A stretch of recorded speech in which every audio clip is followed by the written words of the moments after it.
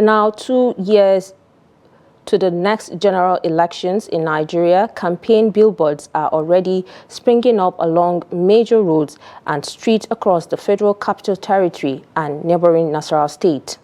This development raises concern about whether these actions comply with the Independent National Electoral Commission's regulation on political campaigning.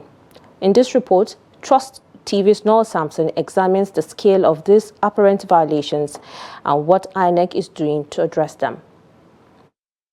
Trust TV, Wilfred Ifoga, the Deputy Director of Information and Publicity at INEC, and legal practitioner Mutiu Akinsanya, both reference the Electoral Act of 2022, which clearly outlines the guidelines for political campaigning, including the placement of billboards. The Electoral Act 2022 provides in section 94(1) that every political party, the time frame for campaigns publicly actually begins 150 days to the particular election and is expected to stop 24 hours to the election.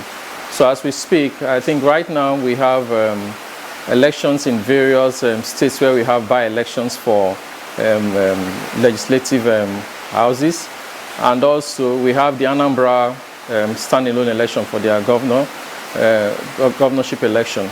So right now, these are the places we expect campaigns to go on. For the Anambra, they are already about within the period where the campaigns are on already. So these are the places we actually expect public campaigns by the political parties. Section 94 of the Electoral Act is very clear. It is completely illegal. And those who are putting up the billboards, or those on whose behalf those billboards are placed, can be liable under the law. So the law they can be fined and they can be punished. In fact, it's tantamount to a criminal violation of the Electoral Act. Akinsanya also elaborated on the penalties for violators, while Ifoga discussed ongoing efforts by the Commission to curb the illegal practice. We are advising them to stop it because ordinarily we expect everyone to abide by the Electoral Act, not until the Commission comes up with the electoral timetable as against 2027. So it's not expected that anyone then should come out with it. Section 94 provides clearly for fine to be paid. And even if the law is not clear, if the law has prohibited something, there are steps that are required to be taken, even if they are not in black and white, because where the law is violated and there are no consequences, it's an encouragement for the law to be further violated.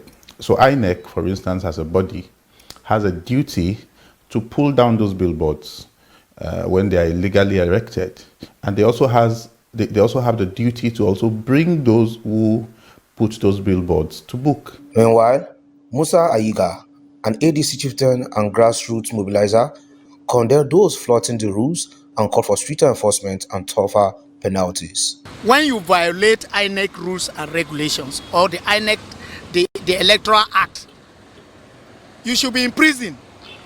Apart from going to prison, you have to be fined like 1 billion or even more for violating it. It's better so that people will feel it when you are doing it, you'll be afraid.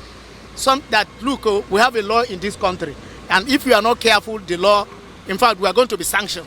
Some politicians have claimed that these billboards are erected by overzealous supporters without their consent. However, political analysts argue that such excuses should not override constitutional provisions or INEC guidelines. Nuel, Samson, Trust TV News, Abuja.